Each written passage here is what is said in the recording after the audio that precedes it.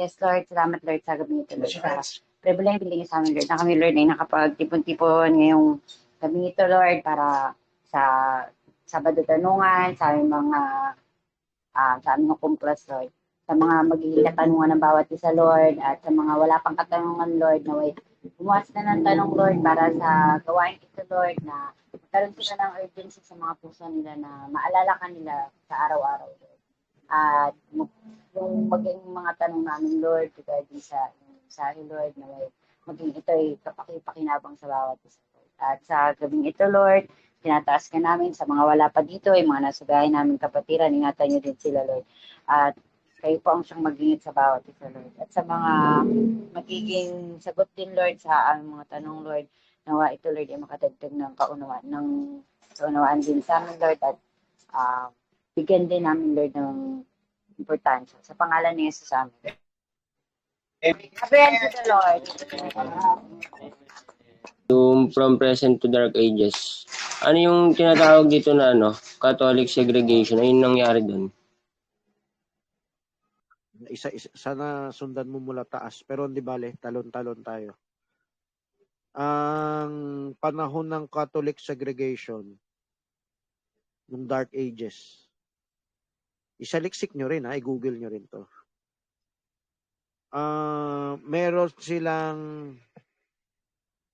Meron silang pag-ostracize. Parang discrimination yan parang yung nangyari sa atin. Parang diskriminasyon.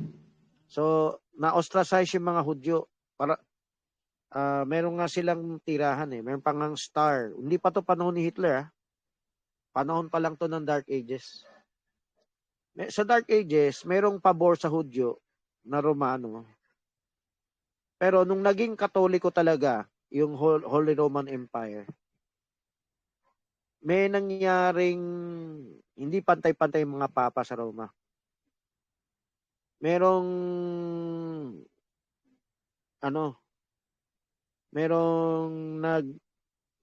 nagbabayas ba? Binubukod, minamarkahan. Yan. Siyempre, minarkahan nila lahat ng Hudyo. So, kung galit ang Hudyo sa Kristiyano, hindi lang dahil sa maling aral, na ginawa nilang Diyos yung tao, kaya ang isang propeta nila, kababayan nila, o dumating na yung Messiah yan. Inusig pa sila. Inusig sila ng Katoliko. So, pwede nyo i-research yan, Sa Chicks publication, meron din yata yan. Pero, ang Katoliko, nung Dark Ages pa lang, nag-start na yan.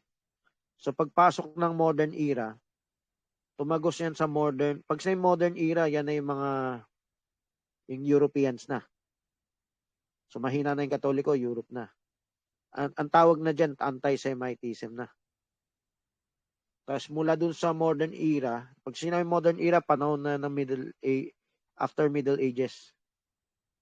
Papuntang, itong 19th century kay Hitler. So akala nyo si Hitler lang. Bagalit yung buong mundo kay Hitler lang. Pero hindi nila alam, si Hitler, bunga lang yan. Bunga lang yan ng Parang sa atin, may nabiktima lang ng Nicolaita, kaya naging ganyan, Dapat managot yung nanghawa. Kasi kaya galit na galit, ay balik yung savings. Yung nanghahawa, mas malaki ang kasalanan nun. Kailangan kung mahal natin siya, dapat may magsabi sa kanya. So, dito, sa mundo ng anti-Semitism, hindi na panahon ni Hitler ngayon Ang galit na sa Israel ngayon, yung mga bansa na naaawa sa mga Palestino. So, it's a Palestinian alab. So, mga Muslim, may mga Muslim galit sa Israel. Picture ano dahilan ng Muslim? Bakit galit sa Israel? Dahil sa issue ng Palestino. Alam nyo ba bago mag-World War II, hindi pa sila masyadong nag-aaway? Pero after World War II, ang spirit yan, lumilipat-lipat yan Lumilipat-lipat. Dati, galit sila kay Barbanam. Nung lumaki na yung grupo ni Barbanam, galit sila kay Jackson. Ngayon, yung grupo ni Jackson, yung mismo yung kakilala ko sa Pilipinas, umiiwas sa akin. Negative din. Lumilipat ang spirito. So yan, no? Nakita nyo, Palestino? Oh, gumawa ng genocide daw. May siguro half true, no? Ang mga Israel sa Palestino.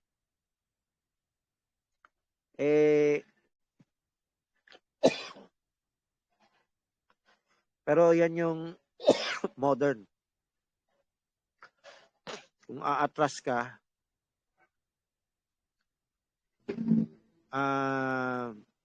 parang panahon ni Joshua ulit, no? Kung pumasok sila, kailangan patayin yung mga ganyan. So, galit sila dahil maaaring may napatay na unfair. Siyempre, may nag-o-observe dyan ng patas. Kunwari, may news journalists na news anchor na na gusto maging patas, no? Pero may spirito yun sa Bible, eh. Kung babalik mo yung Bible, meron talagang noon utos ng Diyos pa nga, eh. Ngayon ba utos ng Diyos? Hindi, spirito lang yan. So, sila ba'y nagkakasala dyan? Ang pinakamalaking kasalanan, yun ni-reject si Kristo. So, kung ano man yung nagawa nila ngayon, ano na lang yan, eh. Salaman na lang yan, eh.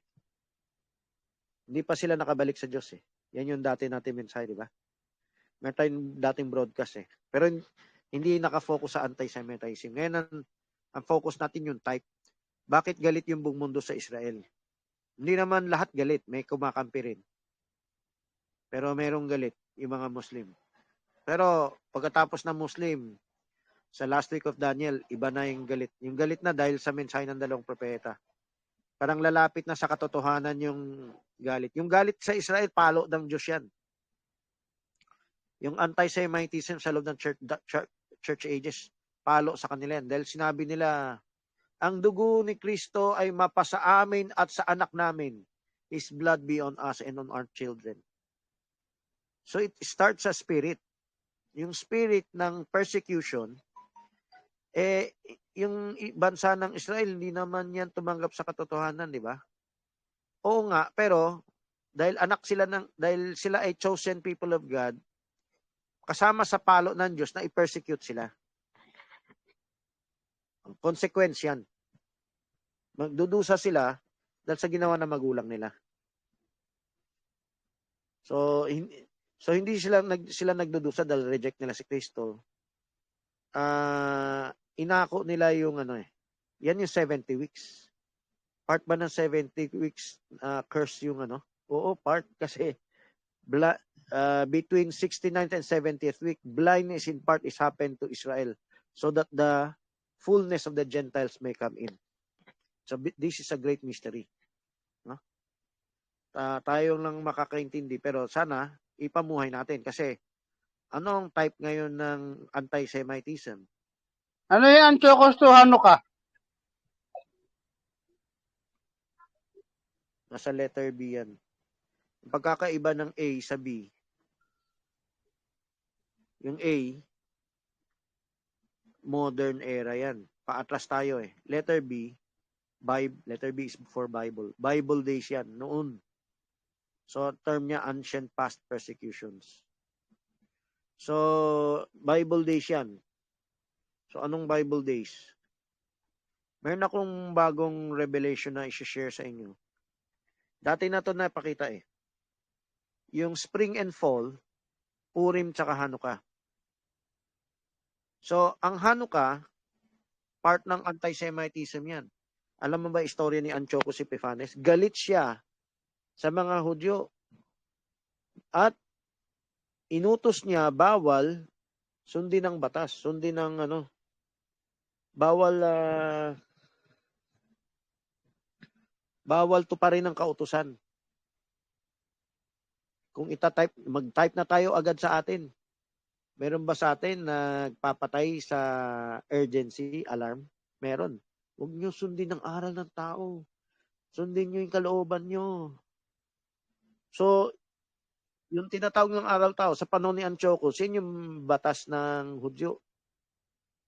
Binawal niya, pag sumunod ka, papatayin ka, tinuli mo yung anak mo. Ang ginawa ni Antiochus, may nanay na tinuli ang anak. Lahat ng anak niya pinatay, ginawang kwintas sa leeg niya. Lahat ng bangkay ng mga anak niya. Sobrang pighati. So, anti-Semitism yan. Ibig sabihin, galit. So, hindi lang nangaakit. Tulad ngayon, sa school, may sports. Noon, sa pilitan yan, bawal ang kautusan, pero mag-enjoy kayo. Meron kaming sports. Greek sports, no? Meron kaming yung barbell, muscle, ganyan-ganyan. Mag-focus kayo dito, huwag kayo mag-focus dyan. Di ba nangyari sa atin yung anak natin, cosplay.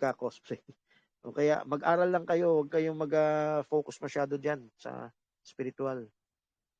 Uungang saya-saya pala sa mundo. Masyado akong binulag ng So, ganun-ganun, same spirit na labanan nun.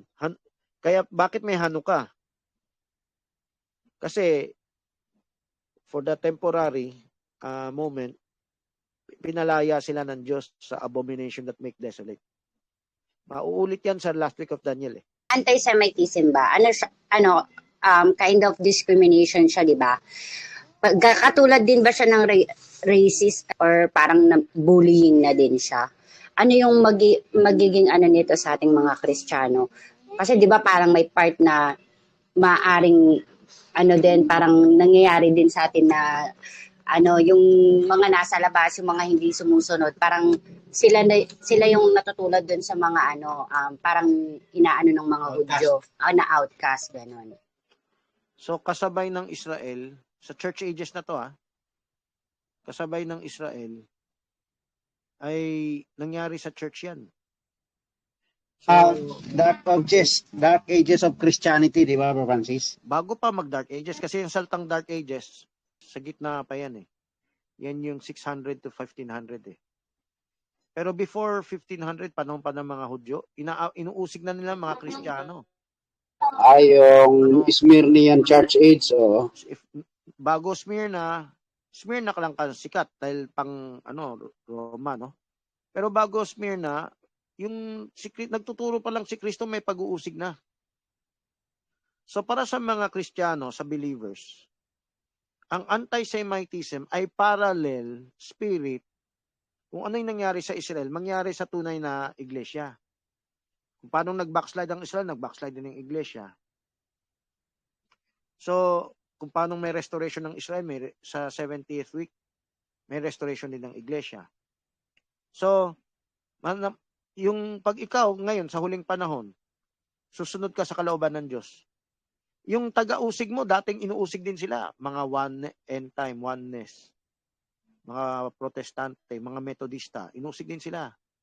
Mga protestante, yung mga reformador, inusig din sila. Yung katoliko, dating inusig din sila. Yung dating inusig, naging taga-usig. Bakit pala? Spirit of anti-Semitism. Kasi lumakad ang liwanag Dati inusig ang Israel. Pero yung Israel, nang usig din yan ng mga propeta, ng mga So, makita mo yung lakad ng liwanag ng Diyos. Makita mo rin, pagdala mo yung katotohanan, titiisin mo yung pag-uusig ng tao. O yan ang minsan kwento ko sa tatay ko, hindi niya matanggap. Galit na galit. Kasi sa modern era natin, dapat wala na yung pag-uusig. Meron pa rin. Pero yung pag-uusig natin, not necessarily pinatay ka. Although meron pa rin pinapatay sa ibang bansa. Sa panahon natin, ang kalaban natin ngayon, yung mga Nicoluk. Ang Nico, syempre, sa aral, laban sa aral natin. Sa Luke naman, yung sanlibutan. Yung nagre-relax. May pag-uusig ba dyan? Actually, yan nga may pag-uusig kasi, ang kalaban mo, yung hindi na aral ang kalaban mo, yung kalaban mo, sanlibutan. Minsan yung sanlibutan, may impluensya na Huwag tayo maghigpit o bawal mamalo ng bata. Saan nakuha yung spiritong yan? Huwag mo bigyan ng socialize yung bata. Pabayaan mo yan magkaibigan sa mga worldly. Saan ang ano na yan? Lukewarm spirit yan So attend ka pa rin church pero mag-focus ka lang sa pag-aaral. Hindi para tingnan mo sa atin, di ba tawag ko Diyos-Diyosan pag mas priority natin yung makalupang bagay kaysa salita ng Diyos. Kasi yung pagtupad ng salita ng Diyos. Inuunawa tayo ng Diyos kaso inaabuso natin. Gawa na lang tayong kahit anong excuse, no? Kaya naman natin mag-adjust pero hindi tayo nag-adjust. Maraming anak natin gumawa ng ganyan. Sinadya talaga na sa oras talaga na dapat ibigay sa Diyos. Kunwari may trabaho, kunwari may assignment, may school, kung ano na pa. O dahil lang sa school, tingnan mo, dahil sa school wala muna yan. Pero kumakain pa yan, di ba? Sasabihin man nanay, wag ka muna kumain kasi dahil may mga habuling lesson. Kumakain pa rin, di ba? Natutulog pa rin, naliligo pa rin. Sinisingit pa rin. So sabi ko, gasinon lang yung 1 minute na singit na robot PM, no? Ay, hindi niya nagawa kasi ang dami naming hinabol. Pero hindi naman lahat ng oras yan nag-aaral kasi kumakain mo na yan, naliligo mo na yan.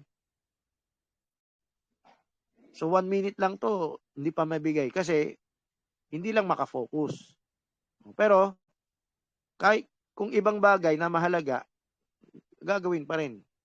So, yan ay spirit. So, ang anti-Semitism ay isang spirit. Parang hindi nila alam bakit galit sila. No? Galit sila sa Israel. Pagkatapos nito, iba naman. Pagkatapos nito, iba naman. Sa Persian Empire, tingnan niyo yung outline. May Persian Empire, may Greek Empire, may Roman Empire. May Babylonian Empire din. O before Babylonian Empire, meron ba?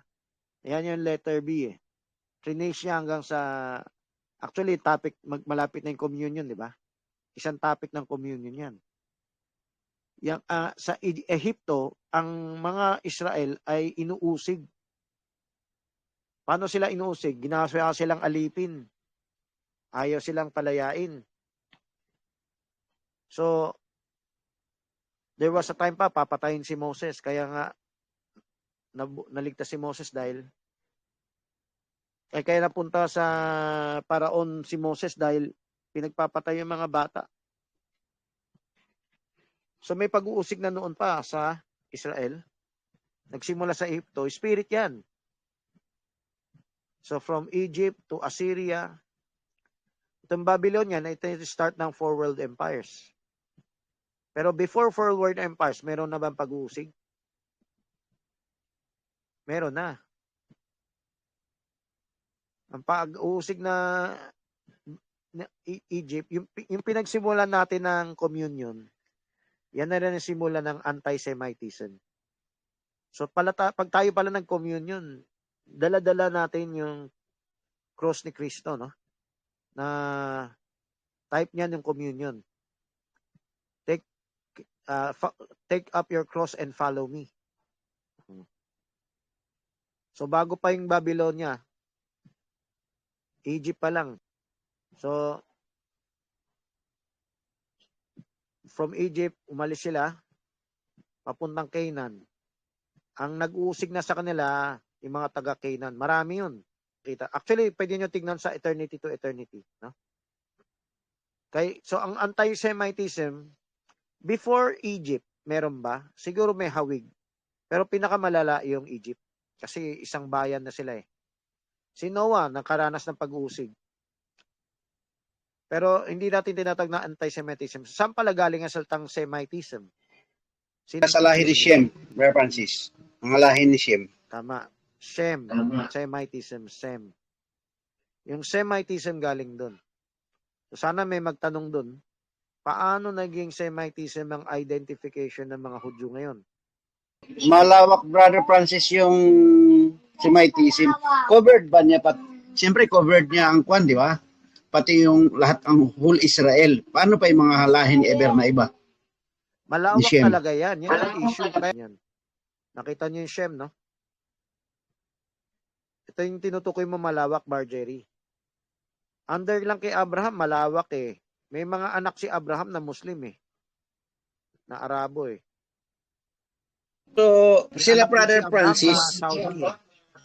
So, yung lahi ni Kwan sa Ismailites, di ba lalabas niyan panang anti-Semitism? Maraming sumanga pala na anti-Semites. dapat, kung susundin natin yung pangalang Shem, hindi lang Hudyo ang inaapi. Kahit mga Muslim, kahit mga Arabo, no? Kahit yung mga taga Middle East. Kung Shem, napakalawak yan. 1/3 ng humanity yan eh. Mga nasa Asia yan eh. So, bakit nakasentro kay Jacob, Abraham, Isaac, Jacob, tapos mula kay Jacob, na sentro sa mga Hudyo? Ito yung sagot. He was my prince. Yung spirit ng hatred, yung spirit, ito, sundan nyo. Singit ko lang, Brother Francis. Yung I love Esau and I love Jacob and I hate Esau. Ano yan? Hindi kaya yan ay kaya nagkaroon din ng parang pag-ano sa loob yung mga mismong sa loob ng Semite group ay sila mayroong pagkakaalit sa isa't isa. Anong dahilan yan? Ang unawain nyo, yung aksidenteng connotation ng mundo laban sa Hudyo, yan ay may nakatagong hiwaga. Ang nakatagong hiwaga, dapat malawak yung kay Shem, pero na-focus sa isang pamilya, na-focus sa isang linya. From Shem, papunta kay Abraham. Dati, Noah, pamilya ni Noah, inusig din yan. Then, Shem. Then, sa pamilya ni Shem, then Abraham. Kaya nga, siya yung Melchizedek na nagpatong ng kamay kay Abraham. Dito tayo kay Abraham. Maraming anak si Abraham, focus na kay Isaac. May ibang anak si Isaac, kasama na si Ishmael, pero na-focus kay Jacob. Tignan mo ngayon, nag-focus kay Jacob. May 12 tribes, di ba? Dito sa 12 tribes, sino yung natira? Judah. Nabihag na yung 10 tribes. Northern Israel. Ano yung natira? Yung Judah. Assyrian captivity, nakita nyo? O sino yung naiwan? Kaya nag-start ng 70 weeks. Yung Judah. Kaya ang tawag natin ngayon, Hudyo eh. Hindi lang Israel tawag natin, ang tawag natin Hudyo. Ano nangyari? Yung istorya ng Diyos, yung anointing ng Diyos, yung dealing ng Diyos, ay lumilipat. Meron ba siyang dealing sa iba? Pero hindi malaki, hindi to the point na Bible time, may type and shadow. May dealing ang Diyos sa iba, kahit mga hintil ibang hintil Pero yung nagbigay sa atin ng mensahe, yun, doon nakafocus ang Bible. Nakafocus ang Bible ngayon sa bansa ng Huda, kaya Hudyo ang tawag natin. Tapos doon sa bansa ng Huda, doon na lumabas ang Kristyanismo. Ibabalik din ng Diyos yung 10 northern tribes ng Israel na na-captive. So itong Assyrian captivity, babalik din sila. Pero sino yung unang bumalik sa Israel? Sa bansa, sa lupa? Mga Hudyo. Sila yung huling pinalayas, sila yung huling binihag, sila yung unang bumalik. Kumbaga sa trabaho, last in, last out, first in. First in, last out. Hindi first in, last out. Last out, first in. Sabay naman sila nasa lupang pangako Pero sino yung huling pinalayas? Ang huling pinalayas, Hudyo. Di ba dapat maunang Assyrian? Kasi sila yung unang napalayas Sila yung unang binihag Bakit nasa Hudyo? Kasi ang dealing ng Diyos nasa kanila. May dealing yan din ng Diyos sa Israel, kaso nawala na. O, lumipat na yung dealing sa sa Hudyo. Pag sinabi kong dealing, yung dealing na may istorya sa Bible. May type and shadow sa Bible. May hidden revelation sa Bible. Yung iba, may dealing, pero personal nyo na yan. Parang tent vision. Pansarili nyo lang yan. Walang gagamiting revelation pangkalahatan. Ito, dito tent vision. Ito yung pangkalahatan na may pahayan Diyos. Ito magiging panggagalingan ng Bible. So, ang Bible natin, sino yung magko-compile? Yung mga Hudyo na. Yung mga rabbis na. Yung mga Kristiyano na. So, ano yung type niyan? Ganito rin sa Kristyanismo. Dati Kristiyano, naging Katoliko. Mulang Katoliko, lumabas ang Protestante. Protestante, lumabas ang Pentecostal. Sa loob ng Pentecostal, may nagkaroon ng grupong Oneness. Sa loob ng Oneness, sumikat si Brother Branham. Although yung sikat ni Brother Branham, ano rin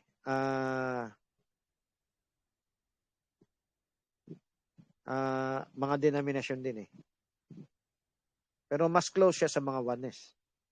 Mas malapit yung aral niya sa mga Oneness. Kung paano sa Israel nagkaroon ng anti-Semitism, may lumabas sa isa-isa. Si Jeremiah, inusig din siya ng kababayan niya ng Huda Kaya nakubkob ni Nebuchadnezzar. Si Nebuchadnezzar nagkaroon ng anti-Semitism. Kasi matigas ang ulo ng mga Hudyo. Binigyan na nga sila ng otonomiya. Nagrebelde pa sila ulit. So yung pagrebelde nila, ang pahayag ng Diyos kay Jeremiah, sumunod kayo sa Babylonia. Kahit na pagano siya, sumunod kayo. Under tutors or governors. Ayaw independence o parang Maccabees. O yan. So itong spirit of anti-Semitism, parang palo ng Diyos sa kanila. Sa atin, pag may nag-uusig, marka lang na dala-dala natin ng cross ni Kristo. Kayo ba ay inusig dahil sa mensahe? O takot nyo i-share ang mensahe, baka pagsalitaan kayo ng di maganda. Compromise na yan. May Israel inusig dahil tinutupad nila yung kautusan. Pero yung nagpa-convert sa Kristyanismo, hindi na inusig ng Katoliko. Kunwari, nagpa-baptize bilang Katoliko, hindi na nila inuusig yan. Pero yung hindi nagpa-baptize bilang Katoliko, yung kawawa. So, panahon ni Hitler, yan. So, sana makita niyo yung parallel, no? Shortcut lang natin ngayon. Yung tanong ko po about sa Semitic connotation. Paano po nakakapekto yung Semitic connotation sa pagitan ng Mahudyo at ng ibang grupo? Nagkaroon na tuloy ng yung saltang anti-Semitism. Tinutukoy na sa pag-api sa Israel o sa Hudyo. Yung laban sa Israel. Yan ang pag sa connotation, yan yung nakasanayan nilang term. May anointing yan, kala mo? Bakit hindi naturing na Semitic yung ibang mga Arabo, mga Muslim, mga ganyan? Na sentro lang sa Israel yung saltang Semitism. Kasi nandyan yung anointing ng Diyos. Habang inaapi nyo ang bansang Israel, yan ang patunay na sila ang tinawag na chosen people by God. Ganun din sa atin. Pag tayo inuusig nang wala, maling usig to, no? So, qualify ko yung saltang pag-uusig. Yung pag-uusig sa atin, mali. Okay? Unjustified. Yan ay patunay na lumalakad ka sa dagdag na liwanag. May inuusig din ba yung taga-usig natin? Oo, inuusig din sila. Isipin, meron din sila alam na katotohanan, nagalit yung iba. So, bawat isa may umuusig. Tayo ba, may uusigin ba tayo? Hindi dapat unjustified. Which is Nicolaita yan pag unjustified. Ang pag-uusig sa atin, yung budhi natin, una. Then dito sa hukom, pinapakita natin yung mali. Ang usig ng iba, hindi yung bibigyan ka ng tsansa maging bere yan Yung usig ng iba, sisiraan ka dahil naninindigan ka. dito, pag tayo mag-uusig, tayo ay nagko-correct. So, pwede na sabihin nagko-correct din sila, no? Pero maling paraan. Sa paninira, no? O o-ostracize. Ang tamang paraan ng pagko-correct ay pagkaberehan. Anong pagkaberehan? Kausapin mo, no? Yung magulang, pag namitik ba ng anak, yan ay pag-usig. Hindi, karapatan nila yan eh. Ang ano ko diyan sa anti-Semitism, meron akong view na ang Israel, yung Israel ngayon, hindi naman talaga siya pa ang lalabas na tunay na Israel eh. Mga Zionist sila. Tatanong kayo mamaya. Pangalawa, yung Israel, sila ang mas matinding mag-usig ngayon. Right after nang sila matapos ang 1948, historically speaking pag tiningnan mong mabuti, Israel ang may mas pinakamalaki ngayong sila ang nang-uusig ngayon actually sa mga akwan. Maski basahin nyo dun sa mga lumalabas na ngayon, kahit sa rabbinical teaching nila, tingin nga nila sa atin, mga goyim tayo mga singawlan daw tayo sa lupa. That's why, kahit sa kanilang doktrina, i-genocide nila ang mga... So kung balansehin mo. Total, isang side yun na ipaliwanag mo. Sa nakikita ko kasi, itong anti-Semitism is just a kabaliktaran din ng sila mismo ang mapang-usig. Tingnan mo sa buong mundo ngayon, sila ang tingin nila, sila ang nasa mataas na kalalagayan. Very proud sila, proud spirit sila ang nag-uusig ng mga tao sa mundo. Look at Israel ngayon kahit si Netanyahu, wala maka-overpower sa kanya. So, kung may SNS tabulation kayo, sa SNS tabulation, ang anti-Semitism, spirit yan, na may type, yung inuusig, yung lumalakad sa liwanag. So, kunwari, yung Israel ngayon malakas. Nangyari ba yan sa nakalipas, na malakas ang Israel? Tapos siya pa yung nang-uusig sa mga propeta. Nangyari niyan sa panahon ni Jeremiah. Sa panahon ni King Ahab. Nangyari na yan sa panahon ni Herodes. Nangyari yan sa mga Pariseo, Saduseo. Francis, may binuksan ka na dating sa Illuminati. How the way they treat the people.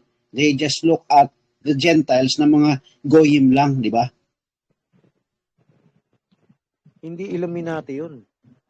Ang Illuminati, mas type pa yun sa yung worldly image of the beast. Yung worldly, yung tao ay wag mag-api, mag-enlighten. Yung Illuminati pa ang inapi ng Katoliko eh. Ayan ang SNS tabulation. Tignan nyo. Sa loob ng Israel to may equivalent yan sa Kristiyano. So yung sinasabi mo. Ang Israel ngayon, modern Israel ngayon, may political, may religious. Nanguusig ba yan? Oo, nanguusig din yan. Pero nagpapaawa sila, effect na kami, anti-Semitism ni Hitler laban sa amin. Anti-Semitism ng mga Muslim laban sa amin. Yan. Pero nakausig din sila. Yan ang ina-advertise ng mga Muslim. Kami ang kawawa, kami ang pinagpapatay ng mga Israel. Diba? Pero pwede man tawagin anti-Semitism? Hindi. Nasanay na yung buong mundo ang anti-Semitism against Israel. Ang kailangan mo lang tanungin sa Muslim, ano yung opinion na sa anti-Semitism? Hindi lahat ng Muslim against sa Israel. Pero majority against. May spirit nga eh. Yung Iran, Shia Muslim yan. Nag-pledge sila, wawasakin ng Israel. Yung Hamas, yung iba, Sunni yun eh. Dapat magkalaban ng Sunni at Shia, di ba? Pero nagkakampi sila. Nagkakampi sila laban sa Israel. Si Saddam, bakit siya nagpadala ng missile sa Israel nung Iraq War? Gusto niya gisingin lahat ng Muslim world na kumampi sa kanya. The enemy of my enemy is my friend. So, pwede magkakampi ang level 1, level. Halimbawa, si Alan Madera at saka si John Olivera nag-usap sa phone. Mali ang Melchizedek ni Francis. Oo nga, ganyan. Ang dami nilang paksa na pwedeng mag-against. Pero pag ako ang pag-uusapan, nagkakasundo sila. Oo, mali nga yan. Yan. Ang pagkakaintindi ko kasi ng anti-Semitism ay against doon sa Semite, sa biological. So, sa kalagayan natin Kristiyano, hindi tayo biological. So, character eh. So, anti, against doon sa Semite. Again, ito ay individual na eh. Hello. Okay, magandang tanong yan. Ano? Against doon sa idea ng grupo or individual. Kaya inuusig nila. Okay. So, Character of hatred yan eh. So, Hanggang ngayon, yung grupo, kahit yung mga end time, ganun yung spirit niya yan. So, pag kaya nyo ma-discern, kasi kung pupunta muna kayo sa history ng Hello, anti-Semitism. so, di ba ang anti-Semites against doon sa mga lineage ng Nishem? Against Hindi doon lahat sa ng- Jewish people? Dapat. Pero, oo, naging connotation yan. Pag sa connotation, na-sentro lang sa Jewish. Bakit hindi nila dinama yung ibang lahi? Lawak-lawak ng lahi ni Shem eh. Di ba? Oh, so papasok siya doon sa karakter ng isang grupo at saka individual. Ang paliwanag ko dyan ganito. May nakatagong hiwaga ang Diyos dyan. Bakit connotation ng mundo yan? Ibig sabihin, yung kung saan tumakbo yung liwanag ng Diyos, may laban ng buong mundo dyan. May spirit ng kaaway dyan. Ibig sabihin, they hated me because you will be hated by nations for my sake. So, kunwari sa Kristiyano, for the sake of Christ, kamumuhian ka. Yung taong hindi naman ka dapat kamuhian, bigla na lang namuhi, no? Walang kadahi-dahilan. Ito ngayon yan sa Israel. Mula kay Shem, papunta sa Judah. Hindi lang Jacob, no? Isang linya lang yan. Hindi yan kumalat. Yan ang hiwaga. Bakit? Yung terminology na anti-Semitism, na-focus lang dito sa mga Hudyo. O ngayon sa bansang Israel. Napakalawak ng salitang Semite. Kasi, may anointing ang Diyos na kung sino yung kanyang ginamit para magdala ng liwanag, kamumuhian. Yun yung kaya ang title ko, Spirit. Bakit Spirit? Kasi, hindi alam ng tao yan. Parang laman natin, hindi natin alam bakit nagsasariling diskarte tayo, ganyan-ganyan. May kalaban tayong the spirit realm. Spirit realm ang labanan nito. Behind the scenes, hindi alam ng mga Nicolaita bakit ginagawa nila sa atin to. Tingin nila naglilingkod sila sa Diyos. Sabi ni Kristo, when they kill you, so tayo hindi naman necessarily pinatay, pero yung paghihirap din ninaranas natin ay, kunwari, pera mo inarbor. Part yan ng pag-uusig. Kasi, tingin nila, ay hindi to sa Diyos kailangan. Anong ginawa nila? Pinagpapatay nila dati sa atin.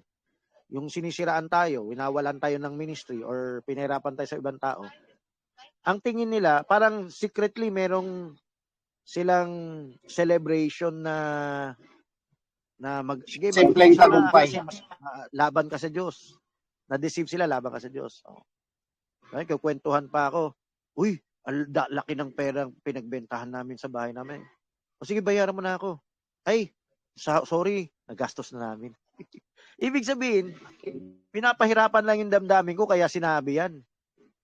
Uy, tumatanggap kami ng ng $3,000 a month galing sa abroad. Tapos, na-discern ko bakit sinasabi sa akin. Gusto niya pahirapan yung damdamin ko. Kaya naming ibalik, hindi lang namin babalik. So, dito sa mundo ng may pahirap. Yung mga pahirap, kasama sa sinabi ni Kristo, when they kill you, they think they're doing God a service. Na-hospital na, humingi ng tulong. Walang nag-reply. So, ibig sabihin, bakit hindi sila nag-reply? Tingin nila, ako ay kaaway, ako ay markado, ako ay bulaang propeta. So, deception yun, na-conquer lang yung mind nila eh. So, nangyari yan sa mga churches. Bakit pumapatay ang Katoliko noon? Alam niyo, daming minasakar ng Katoliko nung St. Bartholomew's Day. Mga protestante yung minasakar nila. I-research niya yan. Isulat niya yan. Sa utusan niya, anak niya mag-research yan. 68 million Protestant, sabi. Fox Book of Martyrs yan. 68 million daw. Ibig sabihin, nangyari niyan sa Dark Ages. Yung mga Hugoen, yung mga Albigenses, Waldenses. Nangyari niyan sa panahon Reformation yan. May religious wars. Yung Protestante mismo, may inusig din sila eh. May librong binigay si Omar sa akin niya, Stepchildren of the Reformation. On the contrary naman, yung ginawa naman ng Catholic sa doon sa kabila, sa yung mga crusades. Kasama yan. Yung crusades, pati na rin Orthodox Jews. Dinamay na, no? Sino yung mga pumatay? Katoliko rin. Pagkausap ko yung mga defenders ng Katoliko, sasabihin nila, hindi naman Katoliko yan, mga crusaders yan eh. Pero yung mga crusaders na to, under blessing ng Pope. Bottom line yan, Francis. So, itong comics ni Alberto Rivera, pag nabasa nyo, parang planado raw ng Katoliko yung crusades.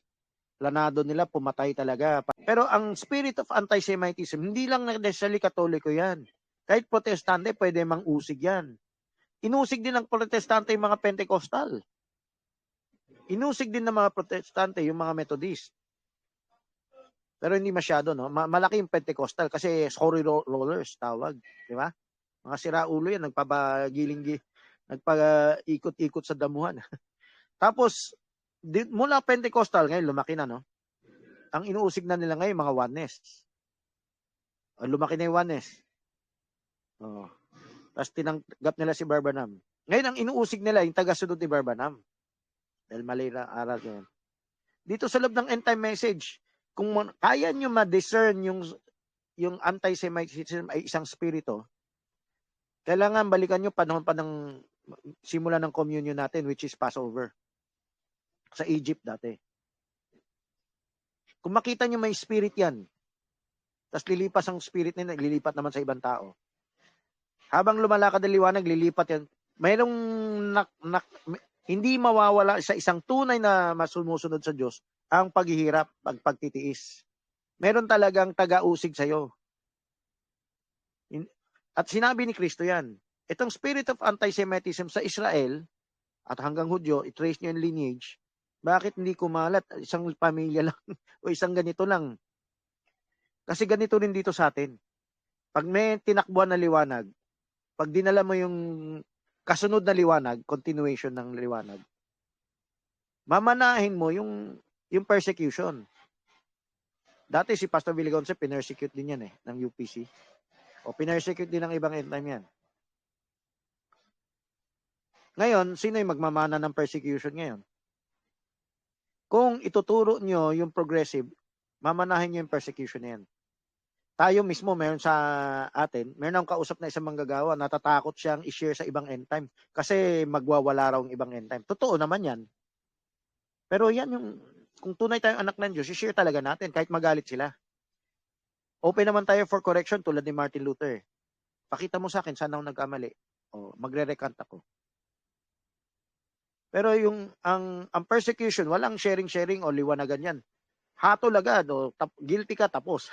Ibig sabihin, para hindi ka mausig, makipag-isa ka. Kaya nga, meron sa atin, nakipag-isa na sa ibang end time, no? Yung dati kong tinuturuan, bakit kumampi? Kasi majority sila, mayaman sila eh. Tapos lahat sila, puro negative sinasabi sa akin. So, bago humiwalay sa akin, pati ako, sinabihan, bakit galit yung lahat ng end time sa'yo? Ikaw ang may diferensya. O ganyan din pananalita din ni Elevera, etc. Na-convert yung tinuturuan ko. O So, ito ay spirit sa Israel na kung masaliksik nyo yung nangyari sa Israel, bakit isang pamilya, bakit hindi kumalat sa talagang lahi ni Shem? Ganito din sa atin. Sino yung susunod na magdadala ng continuation ng message? Uusigin ka talaga. Sisiraan ka talaga. Yung impluensya mo, wawalain. To sabi sa akin ni Pastor Roldan, patawarin mo ako dahil sinira kong impluensya mo doon sa lupaw, ganyan, sa mga kapatiran. So, mo na nung siya humingi ng tawad. So, yung pagsira sa impluensya, nangyari na yan. Pag may yung tao dating nakikinig siya, biglang ayaw makinig, at hindi na patas na nagkukumpara, ano yun? Part ng spirit yan. Pero hindi sa atin anti-Semitism kasi hindi sa atin applying salitang anti-Semitism. Ang kailang kunin mo yung type, parallel type. Ano ba yung nangyari sa Israel? At yung nangyari sa Israel, nangyari sa atin. No? Ang Israel ay mirror image ng true church. So, sabi nga ni Pablo, not all of Israel is Israel. Ibig sabihin, meron taga-Israel na wala na sa liwanag ng Diyos, pero meron sa Israel, hindi, kahit nawala sila sa liwanag ng Diyos, meron pa ring anti-Semitism spirit na pinapatuloy ang Diyos sa kanila. So, kahit sa mga anak nila. So, nagsarado na sila kay Kristo. His blood be on us and upon our children. Pero, hindi pa rin nag-give up ang Diyos sa Hudyo, sa Israel. Binalik niya yung bilang bansa. Hindi naintindihan ng mga taga-Israel ngayon. Yung nangyari sa kanila ay to foreshadow the true church, the bride. Ngayon, pag natapos na yung foreshadowing na kuha na, then saka sila mabuksan. Sila pala, nakasulat ito sa Romans ginamit sila bilang liwanag sa hintil. Okay. Tanong ko lang po, paano po mapapanatili yung pananampalataya? Ayan yung mensahe natin dito sa hukom. No? Siyempre, napakarami tayong pinapagawa. Pero, basic lang muna tayo. Siyempre, sa magulang, may PTA. As an individual, Berean. No? Ang individual Berean, mayroon pa naman tayong mababaw pinapagawa. Mag-focus ka sa 2B. O AA1 to A to B. Para lumakas ka. Of course, marami pa iba. Marami pa detalye. May progressive ministry pa So, bilang Berean, patunayan mo lahat ng bagay. Kaya kailangan may EA1 to A to B. Ay, yung 2B pala, para hindi mo malimutan yung mensahe. Ang 2B, hindi lang turo Ang 2B, siguro kasama niyan paghuhukom. Magte-train ka ng hukom pamilya, no? So, generally, yan yung pananatili ng pananampalataya, pagpapalakas, paglago. So, as an individual Berean, then, sa LCM, bilang mag-asawa, PTA, pamilya, ano ba yung pinapagawa doon? Diba? Progressive ministry, yung tulong doon. Siyempre, sa ibang kapatiran yan, hindi na sarili mo. So, tinatanong mo, pananatili ng pananampalataya. Meron tayong gagawin para sa sarili natin, asawa at anak natin, sa kapatiran natin. Meron. So, generally, hindi ko maisa-isa yan, pero kung sincero ka bilang Berean, unti-unti mo pag-aaralan na lang yan. Pero, sa shortcut word, ito munang wording natin sa hukom. Hukom ministry, no? Berean, LCM, PTA, Progressive Ministry. So, mula mababaw hanggang malalim, alamin mo na lang. Okay. Bilang Berean, alamin mo, mag-hunger ka. Surrender your life to Jesus Christ. Para alamin mo yung detalye. Yung iba, nagsasabi, surrender your life to Jesus Christ. Pero yung detalye, wala na. Wala nang detalye. Sige. Yung tunay na surrender. Anong tunay na basehan na yung katawan ni Kristo is walang halong kasalanan? Marami. Yung corruptibility of the body of Christ, siguro tatalakayin ko yan. Magta-topic ako niyan. No? Meron akong topic. I-type nyo lang corruptibility of the body of Christ. Yung Tagalog, subukan nyo, kasiraan ng katawan ni Kristo. Ngayon, ang shortcut lang ang sagot ko, pero kailan pakinggan yung audio, na? May issue kasi sa end time yan Si Pastor Villagonso nagkaroon ng sariling spoken word revelation na may corruption ng katawan ni Kristo dahil sa kinain ni Maria. Si Batak, yun din. Narinig ko kay Batak. Hindi ko alam gaano karami sa end time yan Yung isang ebidensya, katulad siya nung unang Adan. Yung unang Adan, puro yan, di ba? So yung purong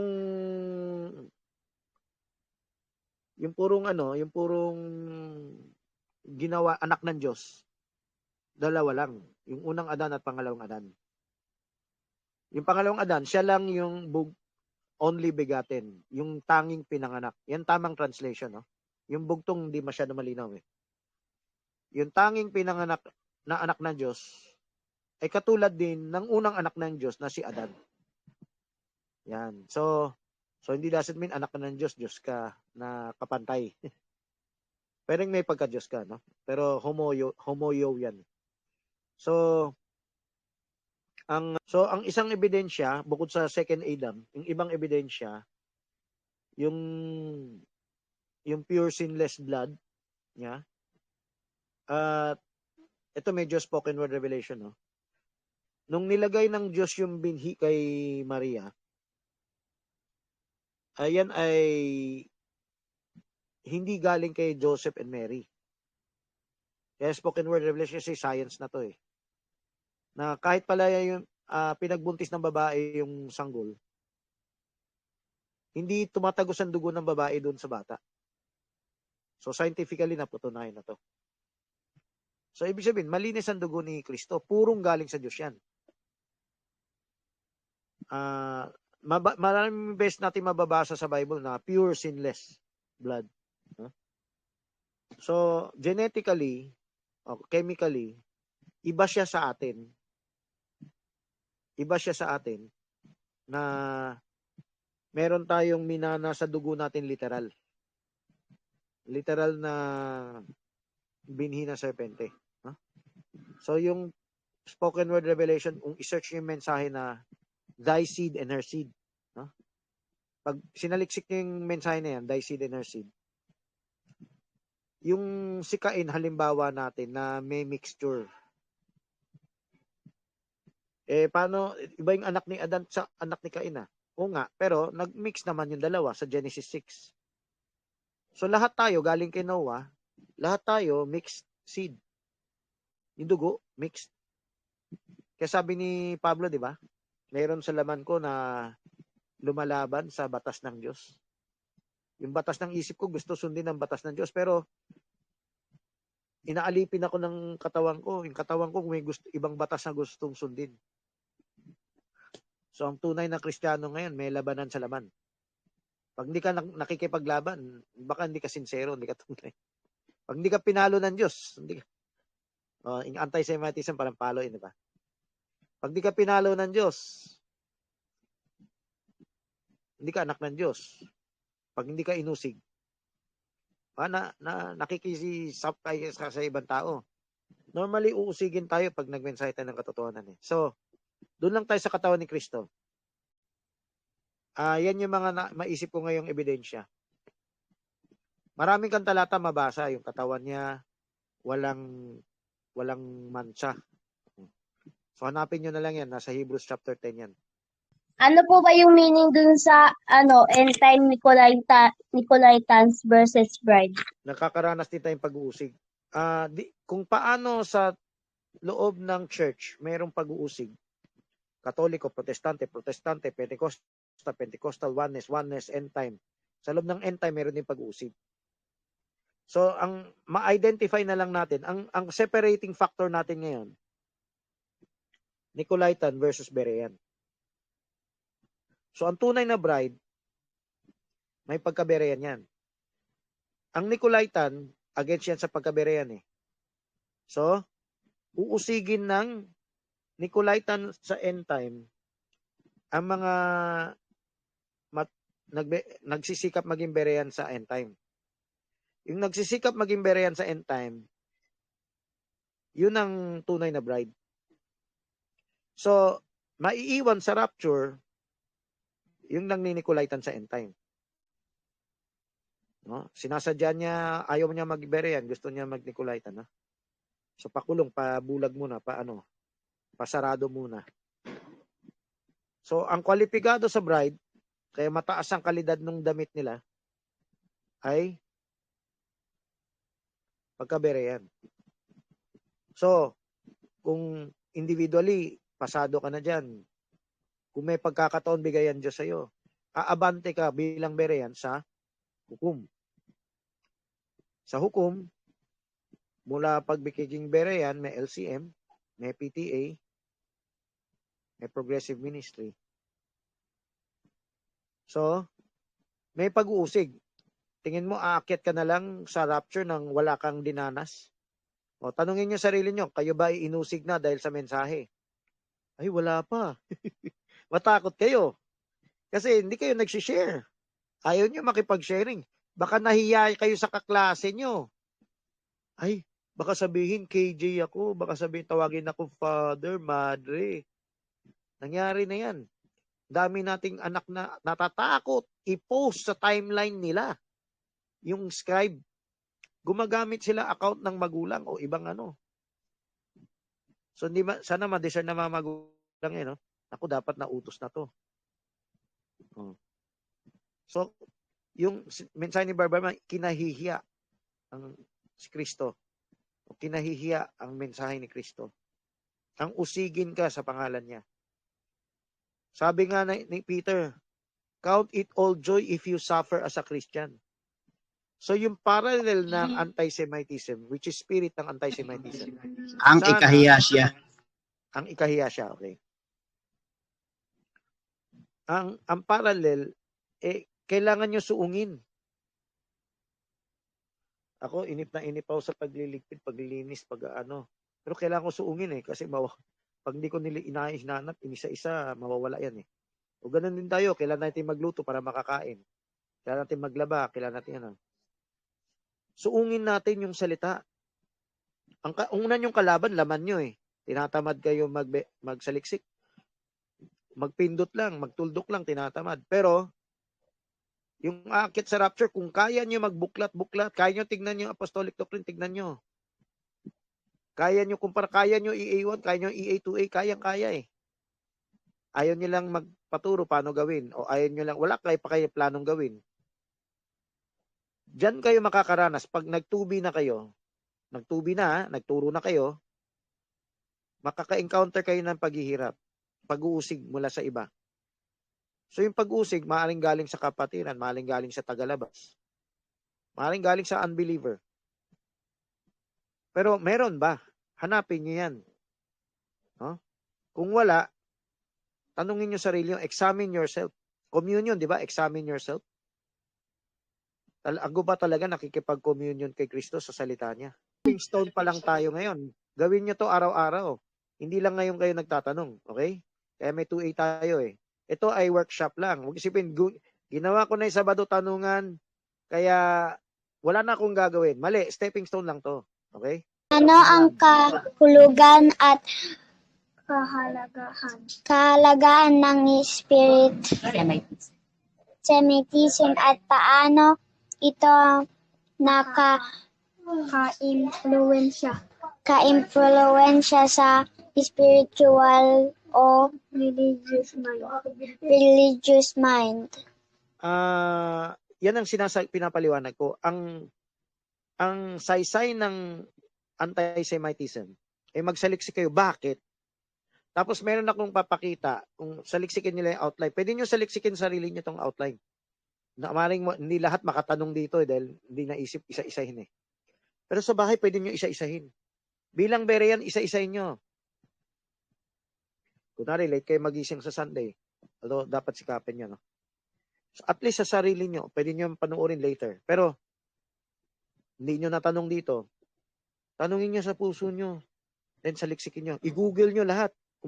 Tanungin nyo siya, ano yung mga pinapa-google ko sa kanya. Kasi yung pag-google nyo, parang pagka-Berean na nagsasaliksik din kayo, then nalalaman nyo, ganyan pala.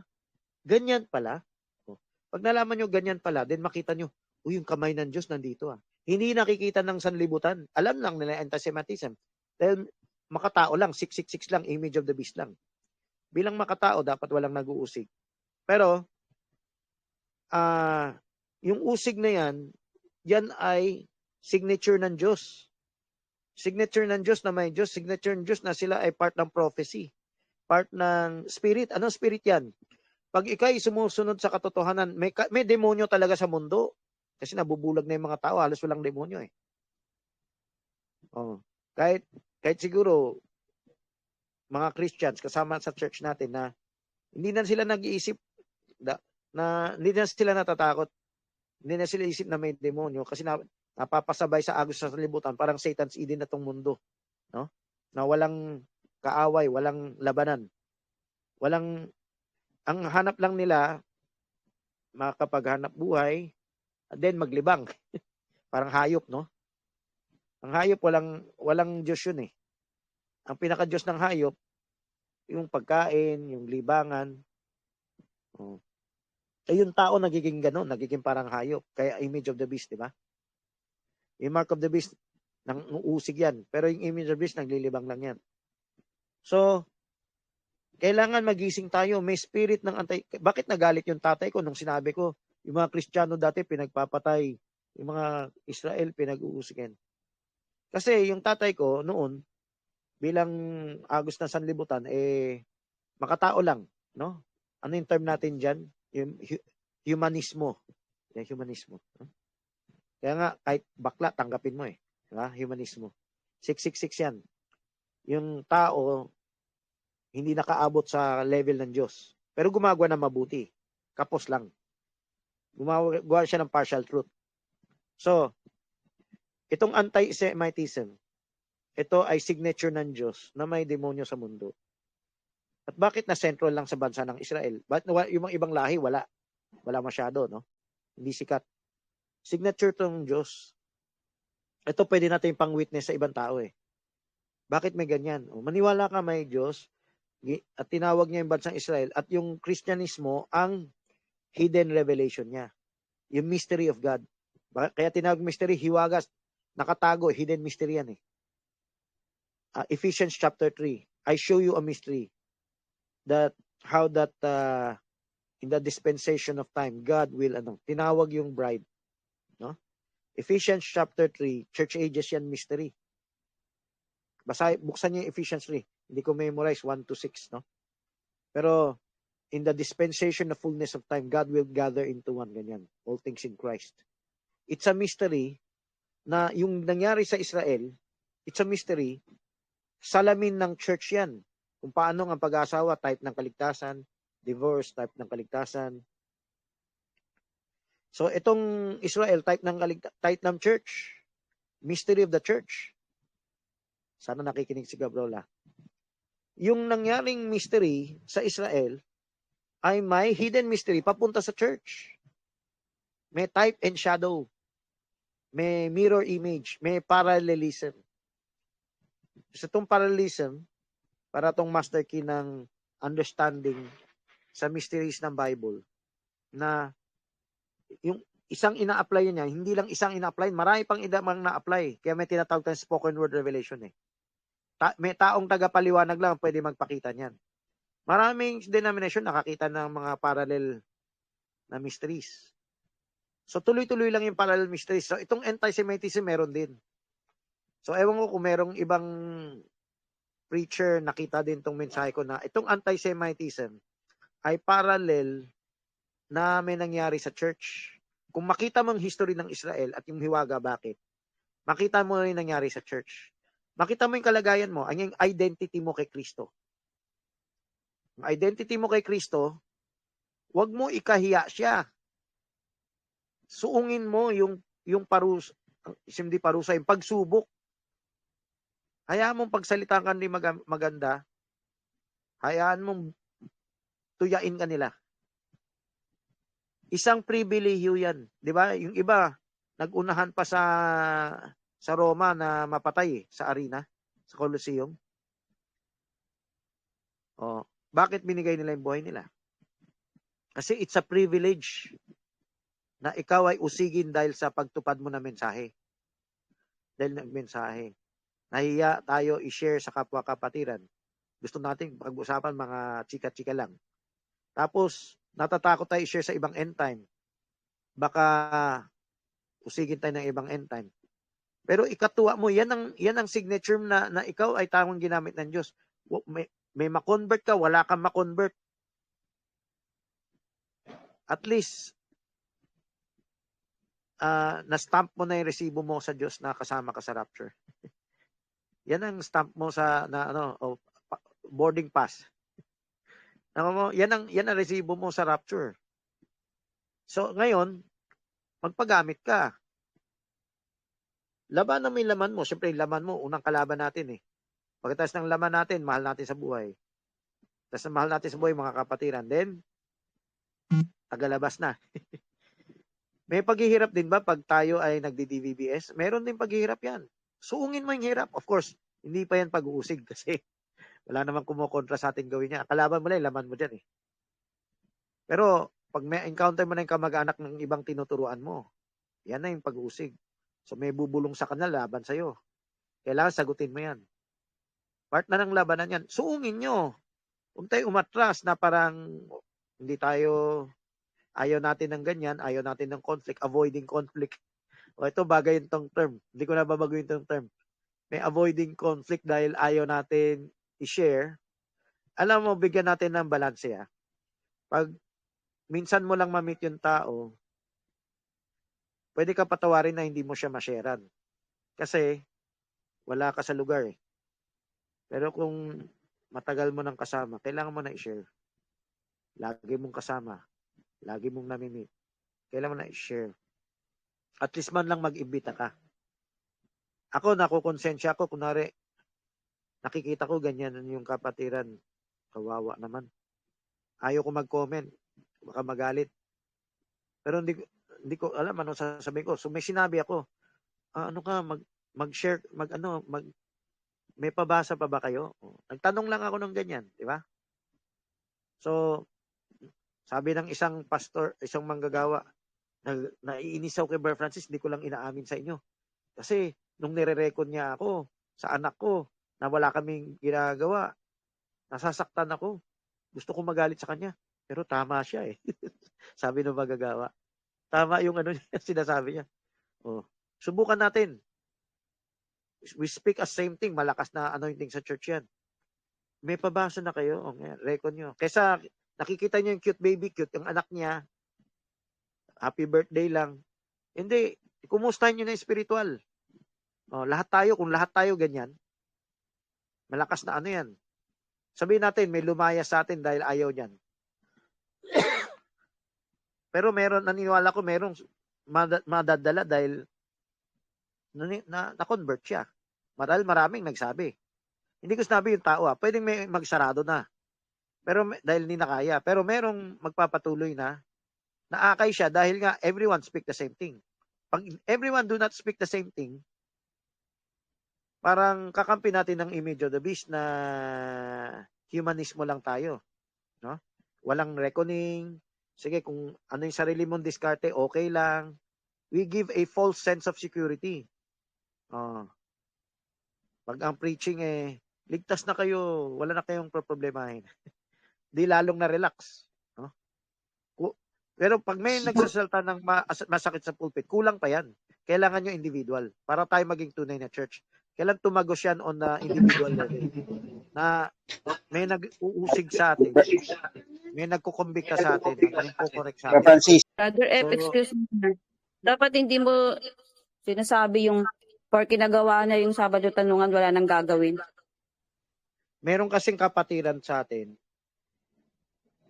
Maganda nangyari dahil na ipatanong. Pero huwag tayo titigil kasi pag napatanong, wala nang kasunod. Ampunin nyo. Yung himok, tama yan. Part ng ministry yan. Pero huwag tayo titigil dyan. Kasi may tumigil Kunwari, nakapagtanong dito, pwede tayo makontento. Ako pwede makontento dati. Sunday night, ang dami-daming umaattend sa akin. Pero hindi yan katulad ng basketball court. So, pinakita ng Diyos sa akin yan. So ang encouragement ko sa lahat, maganda yung ginawa nyo, pero wag kayo, merong mga karugtong yan. Di ba? Idugtong nyo. Kasi, mag-alala kayo sa mga kapatiran na hindi na idugtong. May mga kapatiran hindi pa na hindi pa yata nagagawa sa bahay-bahayan gabi-gabi. Walang sharing sa bahay, no? Puro na lang pag-aaral lang ng focus, tas yan, libangan na. So, sakupin nyo naman yan. Kung paanong nagawa nyo, magtagumpay kayo magtanong dito, nautusan nyo anak nyo magtanong, then itagos nyo na. Okay? So, salamat sa paalala na yan. Halimbawa, yung pagko-comment list, pag-share nung itong live, in reality, halimbawa, itong mga anak ko, ba't palagi na lang tayong inuutusan ng ganyan? Ba't kailangan gawin? Una, sabi ko utos yan. Pangalawa, alam nyo bang yan ay bahagi ng maka-encourage doon sa ibang kapatiran na makigaya sila. Kasi pag tayo hindi gumawa niyan, lalong hindi rin nila sila gagawa. Tingin nila sila lang gumagawa. Okay, tama yung sabi mo. So, idugtog sa paksa nating anti-Semitism. Ang unang kalaban, may spirit talaga eh. Tignan nyo. Walang bumulong sa anak mo, naisip lang nila. Pero mas lalalayan kung may bumulong pang tagalabas. No? O kapatiran bubulong. Mas matindi yan. So, laman pa lang natin, yung spirit of anti-Semitism ay andyan na. Kasi ang laman natin kumukontra doon sa dapat gawin. So, spirit of anti-Semitism, pwede pa So, merong spirito sa ere na bumubulong na yan. Spirito ang bumubulong. Then, pwede pa kumatawan sa isang tao yan. May tao. Ngayon tayo, kunwari, takot tayo manindigan o mag-share, mag-record, magpaalala, kumusta, no? Mag-correct, mag-session, mag-ampon. Nagagamit din tayong kaaway na magbigay sa kanilang false sense of security na okay sila. Na wala silang problema. No? Na parang traditional Christianity na mensahe, kayo'y ligtas na. Kayo ay naririnig ko yan sa isang preacher sa yung anak ni Baltasar. Nalimutan ko yung first name niya. Yung preacher maingay mag-preach kasi ganyan style ng oneness. Pero yung preaching niya, kayo'y tumanggap na, kayo'y bride na, kayo'y ganyan na. So, siguro sa ibang end time may ganyan din na. Hindi masama yung ganyan mensahe. Ang problema, kung ganyan lang, may false sense of security. Ang dapat na kasama sa mensahe natin, ano yung kulang natin? Ano yung dapat natin gawin? Meron pa bang bagay na hindi tayo nakakabigay lugod sa Diyos? Yan ang dapat nating ministry. So, ang unang kalaban natin, laban natin. May espiritu din ng diablo na bumubulong sa ere. Then eventually, encounter mo yung tao. Suungin nyo. Suungin nyo bilang anak ng Diyos, suungin nyo. Paggamit kayo. Kasi, natalo kayo nun. Natalo kayo nung spirit na yan pag natakot kayo. So, para hindi ako mausig, hindi ako Hudyo, ganyan. Sa panahon ni Hitler, hindi ako Hudyo. German ako, kaya huwag niyo akong usigin. Meron pang ibang halimbawa yung ibang Kristiyano may pumasok sa church, sa service, may Armalite. Yung hindi Kristiyano lumabas. Yung Kristiyano maiwan dito, babarilin namin. May nagsilabasan, may natakot eh.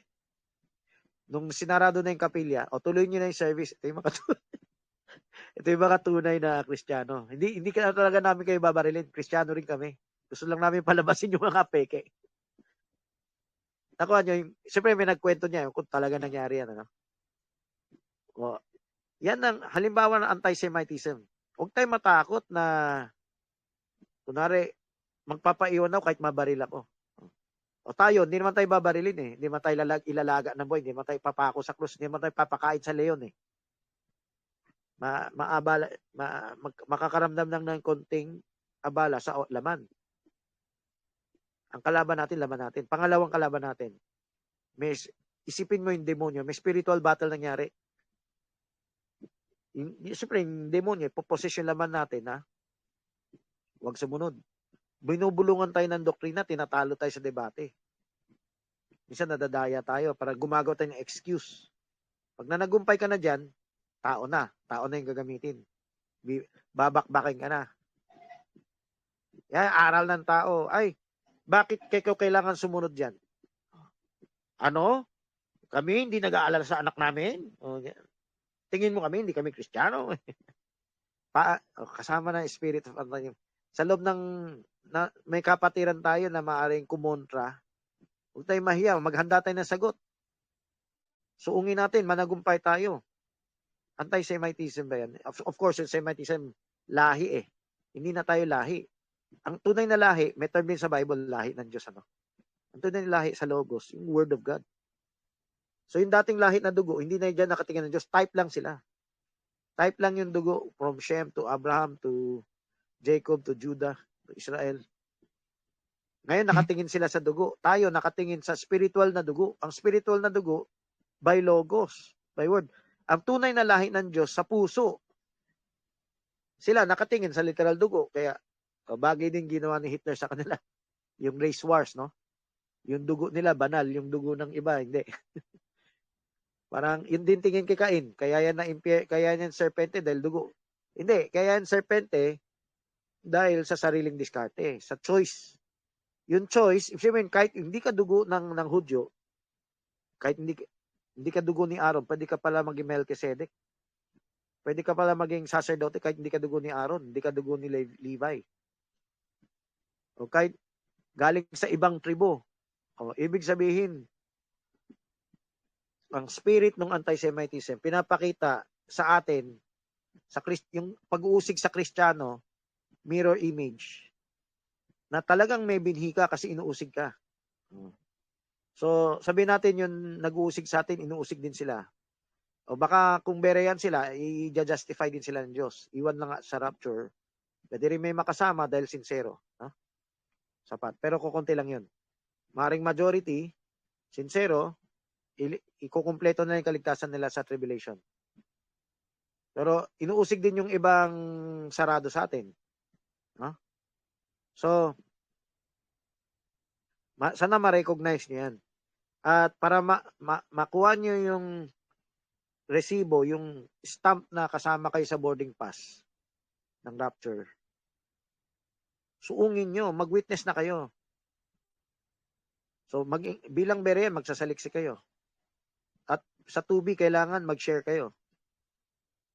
Pag nag-share kayo, maramdaman nyo yung hirap sa laman, hirap sa pamilya, at hirap sa kapatiran. Then, sa tagalabas. Yung hirap sa pamilya, minsan, adjustment sa oras yan eh. Yung hirap sa kapatiran, minsan takot tayo makarinig ng masakit na salita. Tiisin natin yan kung di kami naman tinatakwil. Then yung hirap sa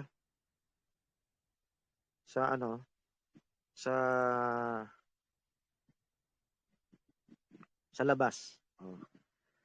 Yakapin natin yan. So, kailan tayo bibiyahe? Lahat ba tayo nag-expect ng rapture? O nag-expect tayo maiwan? Naghanda tayo maiwan? Ano po yung pinakamabisang step para malabanan mo yung sariling laman, kunyari sa pag-uusig, yun. Anong pinakamabisang step po para matramp mo yung hindi ka matakot na kahit mapagtulungan ka is sabihin mo yung mensahe, ganun po. Doon sa laman mo, kailangan mo ng watcher, taga-recon, taga-paalala. Pwede ka humiling hiling. Kahit magulang mo, pwede mahilingin. Kung masyadong mahina, lukewarm, kapatid mo. Pwede ba utusan yung mababa sa'yo para magpaalala sa'yo? Pwede. Pwede nga, iba-iba eh. Kapatiran naman. Pwede mo ko i-PM na dapat kong gawin to sa oras na to. So, pwede mo ko ampunin na anong gagawin ko susunod. Ang dami nating young people na officially pwede ka humiling ng taga-recon, no? Mga nanay, hilingan mo. Kahit makakalimutin, tuloy mo lang. Kasi yan ang magpapalakas sa church. Yung magandang watcher, yung isa Diyos na watcher, hindi fallen watchers. No? Yan ang first step. Hindi tayo makakabigay ng iba pang detalye. Yan ang pinaka-major. So, ngayon, siyempre, personally, kung sa sarili mo, walang tao, gawin mo lang yung pinapagawa. Tanungin mo lang ano yung gagawin. Tapos, subukan mo lang gawin. Kunwari, paano ba yung PDT? Paano ka ba maging berean? Paano ba yung EA1, 2A? Pwede ka humingi ng instruction sa mga tao, kapatiran, then gawin mo sarili mo. Kung hindi mo magawa, sabi mo, kalaban mo yung laman mo. Maghanap ka ng pwedeng parang exercise coach, tawag dyan, no? Parang sa doktor, sa physical therapist, may coach yan eh.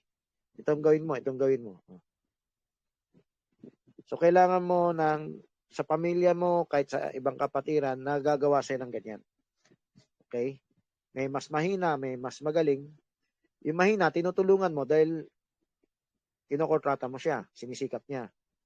Yung mas magaling, nakakatulong sa'yo kasi may alam, nagtatanong din siya, nakakatulong din sa kanya. So, yun ang gawin mo para sa laman mo.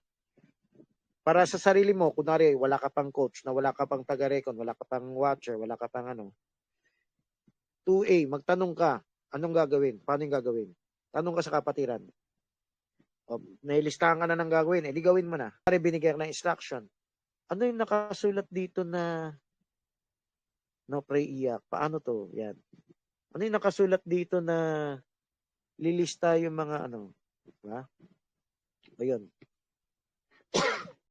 Bakit parang yung mensahe mo parang focus lang doon sa anti-Semitic kumbaga lahat naman na mga nagdadala ng mensahe o liwanag ng kapanahunan talagang inuusig yan Bakit parang nasingle out ang anti-Semitic? Merong binigay ang Diyos na history ng Israel na kailangan natin pag-aralan para makita natin sarili natin. So sa history ng Israel, yung anti-Semitism mismo, di ba meron tayong history dyan, nagsimula sa kay Moses. Kaya tayo may communion, di ba? Yung Passover. Yan ang pinaka-highlight ng anti-Semitism. Palalayain sila ng Diyos sa anti-Semitism ng mga Ehipto. Tapos mula Ehipto, lilipat naman sa ibang tao. So, tayo, communion yan Mensahe ng communion yan Yung willing tayo sumuong, communion yan. Sumunod sa instruction si Moses. Siyempre, natatakot sila. Anytime, pwede silang patayin. Actually, ang unang mas takot sila sa angel of death. Mas takot sila sa Diyos kaysa Ehipto. Pero may takot din. Kasi, nung hinabol sila ng mga, may 10 Commandments na pelikula, pwede nyo CP yun, na lumulubog na yung hukbo ni Paraon. Naipit sila sa dagat. Hindi sila makatawid ng dagat. Biglang bumaba ang apoy, hinarang yung mga hukbo ng Ehipto. Tapos bumukas yung dagat para makatawid sila. Yung takot na yun, anti-Semitism yan. Yung papatayin sila, uusigin sila. Yan ang start ng anti-Semitism. Bakit natin babalikan yan? Kasi communion Kailan tayo makakalaya? Bago tayo lumaya, makakaranas din tayo ng pag-uusig. Yung pag-uusig natin, yun? Ang pag-uusig natin, dahil sa dala ng mensahe. So, inusig ang Israel dahil dala nila yung mensahe. So, pumasa-pasa ang mensahe. Pero ito bayan ng Diyos. Dito Kaya natin, pala hindi tayo dugo lahi, kundi mensahe ang minana natin. Kailangan natin ituloy itagos, ipamana. Okay. Oo nga. Kaya pala sinabi dun sa tama ba yung sa 1 Corinthians 11 na ang kumakain at umiinom ng tinapay at ng dugo ay kumakain din ng hatol, kumakain at umiinom ng hatol sa kanyang sarili. Kung hindi ka tumasang-ayon sa kalooban ng Diyos. Oo nga. Bilang berian na, kung anak, siyempre, wala kang magawa kundi sumunod. Ang pinakaparusa mo yung magulang. Pero ikaw bilang berian sa sarili mo. So, ikaw na yung magulang, Pag mag-communion ka, sinasabik mo yung sarili mo mapalo ng Diyos. Meron kang nagagawang labag sa kalooban niya. Nako-cover pa doon. Apo. So, ang kumakain at umiinom ng dugo na hindi karapat-dapat, sige yung karapat-dapat, meron kang ginagawang hindi karapat-dapat, O kaya, meron kang hindi nagagawa na dapat mong gawin. Anong bagay na hindi karapat-dapat na ginawa? O ano yung bagay na karapat-dapat na dapat ginawa? So sa traditional churches, ang paliwanag nila kasalanan sa laman. Dito sa offensive ministry natin, Ang hindi dapat yung mag-lukewarm, mag-nikuluk. Ibig sabihin, Okay. wala kang ginagawang masama sa laman, pero sa harap ng Diyos may ginagawa kang masama kasi naglulukewarm ka eh. Hinahawa mo pa yung ibang tao mag-lukewarm eh. Imbis na paalalahanan mo, hindi mo pinaalalahanan eh. Natakot ka eh. Natakot ka sa anti-Semitism. Natakot ka na mapintas. O matakot ka na tignan ka ng kakaiba. Parang kinakahiya mo yung salita niya. So, yan ang mali. Yung kinakahiya siya. Paano mo siya kinakahiya? Yung salita niya. Paano mo kinakahiya yung salita niya? Ayaw mo mag-progressive, ayaw mo magberean, ayaw mo maghukom.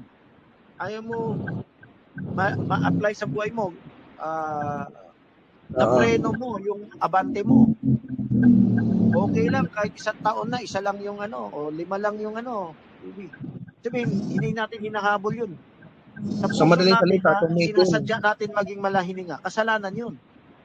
Sa bride, sa mararapture, hindi lang siya yung nakabantay kung may maling ginawang kasalanan sa laman. Nakabantay siya kung siya ay walang offensive. Ayaw mo mag-offensive. Puro ka lang defensive. Yung pamalo mo, pang defensive lang. Dapat yung pamalo mo, pang offensive. O yung nasa defensive na nga, madalang pa yung palo. Kaya, ibabalik lang daw sa school. Pero, dapat, kumabol ka. May mali ka ba? O magpa-session ka, bakit ayaw mo magpa-session? Ayaw mo magpa-correct? Ayaw mo magtanong? Ayaw mo tumawag? Laban na may laman mo kasi sa ngayon, dinadaya ka ng laman mo. No? Yung hirap ng labanan, yan parang anti-Semitism sa laman yan eh. Kunwari, may labanan daw, sabi ni Pablo. Wala mo kalaban laman mo, pero eventually tao din ang makakalaban mo. Clarification na lang last. Kaya ba doon sa huling hapunan ni Kristo, kaya ba huling hapunan niya na yon kasi tayo ang magpapatuloy, tama ba? Clarify lang yan. At sabi niya, muli kong inumin at titikman ang ubas na ito hanggang sa, ano ba yung pagkasabi? Makasama ko kayo? Ano ba yun? Kasi tama, tayo magpapatuloy. Sabi niya, do this in remembrance of me. Tapos aalis na siya. Hindi na siya makakatagal ng 1 taon dyan. Second coming na yan. Second coming na siya, na ulit tayo kasama siya. Communion. Marriage supper ba yun? Kaya nga, ibig sabihin, pagbabalik niya, saka lang magkukommunion, nakasama siya? Pwedeng marriage supper, pero kasama na rin dito sa lupa. Okay. Supper, kasama yan. Yun lang, kinaklaro ko lang. Ngayon, pwede rin natin ipaliwanag, pagkabuhay ni Kristo, symbolically, nasa kaharian siya, nakikain at nakiinom din siya, pero hindi yan communion, no? Pwedeng mo i-type yung kaharian na pagkabuhay niya, nakipagsalo-salo pa rin siya. Ano pong kinalaman ng Semitism sa Third Temple? Yun ang magiging huling anti-Semitism. Yung Third Temple, pag tinayo, yan ang huling pag-uusig ng panggagalingan. Yan ang pagbumulan ng pag-uusig sa last week of Daniel. Sa anong paraan, Brother Francis? Yung 2 prophets, yung huling anti-Semitism, magme-merge na yung mensahe dyan eh. Ngayon, hindi nag-merge ang mensahe. Tayo may mensahe, sila, lahi ang inuusig. Ngayon, dugo nila. Yung parang, sila ring may dalang mensahe, no? Pero yung mensahe ni-reject nila. Ngayon, pagdating ng last week of Daniel, yung tumanggap sa mensahe ng 2 prophets, lilipat na yung anti-Semitism. Siyempre, may lahi, may dugo. Magme-merge na yun sa mensahe. Kasi sa time ng 2 prophets, yung message of the hour, wala na sa atin, nasa kanila na. Pag napunta na yung mensahe sa kanila, nag-merge na yung message of the hour at yung dugo nila, which is dugo ng 144,000. Then uusigin yung 144,000. So yung anti-Semitism eventually magme-merge sa mensahe. So dati nung hindi pa nag-merge, tayo dapat makakita niyan, nang may nakatagong mensahe diyan. Ngayon, nung sila ang inusig, dala na nila yung mensahe. Yung anti-Semitism, na stampad na yung boarding pass nila. Ibig sabihin, kasama na sila sa tunay na bayan ng Diyos at yung mararapture na mauusig. Mapapatay nga sila eh. So may tatakas na Hudyo, no? Na yung tatakas na Hudyo kasama sa usigin. Pero mababaw na mensahe lang alam nila. Hindi kasi lalim. So yung message of the hour nila, everlasting gospel. Parang nag-merge din kaso hindi pa makarapture na mensahe yun. So isipin, hindi talaga sila ma-rapture kasi panglupa lang sila eh. Yung ma-rapture, napatay na yun. Pinapatay yun. Mapapatay yun. Kaya pag second coming ni Christ, mare-resurrect yun. So, yan ang sagot. So, ano kinalaman ng templo dyan? Kasi dun sa templo, mangangaral yung 2 prophets. So, natayo na yung templo, masaya lahat. Pero biglang nagturo yung 2 prophets. So, nagkaroon ng siege. Nagkaroon ng, alam mo yung siege, yung parang showdown, hindi, lockdown. Nagkaroon ng standoff. During the time ng si Zerubbabel saka si Ezra sa second temple, during the second temple nung tinatayo yun. Meron din yan, may verse doon na some are mourning and others are they are nagsasaya sila, no? They having may joy sila sa puso nila dahil tatayo na yung templo. Ang topic natin the spirit of anti-Semitism. So siyempre yung anti-Semite, yung mga against doon sa mangyayari doon sa end time na regarding doon sa propesya na the Israel will yung ibabalik sa kanila yung gospel. Ngayon, ang ano ko doon, sa huling panahon, doon sa third temple na itatayo ito, the same ulit, no? So, may ganun din ulit, may ayaw, may gusto. Like Zionism, anti-Zionist, yung mga anti-Semite naman is ayaw din doon sa ganun. Siyempre, anti-Semite. Ang tanong ko diyan is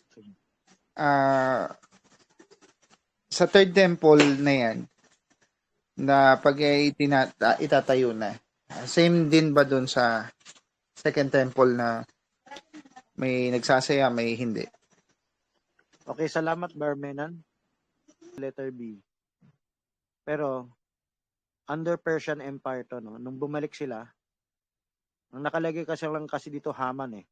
Nung tinatayo nila under Persian Empire, nung nakauwi sila sa captivity, nung tinatayo nila yung templo, hindi lang templo, pati yung wall, merong sumusulat sa hari ng Persia na alam nyo ba tong Hudyo, pag pinapahintulutan mo itayo ang wall nila o temple na, lalong magre-rebel dito, lalong lalaban sa inyo.